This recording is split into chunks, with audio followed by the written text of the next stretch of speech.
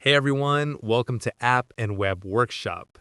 Today I'm showing you how to recover a deleted post on Facebook using the Recycle Bin feature. First, open the Facebook app on your phone. Once you're on the home page, tap the three horizontal lines at the top to open the menu. Now, tap the settings icon in the top right corner. Scroll down to the Your Activity section and tap on Activity Log. Here's where Facebook stores your deleted content. Tap on Recycle Bin. This is Facebook's trash folder where all your deleted posts are temporarily stored. You'll see all the posts you've deleted recently. To recover a post, simply tap the three dots next to it, then select Restore to Profile.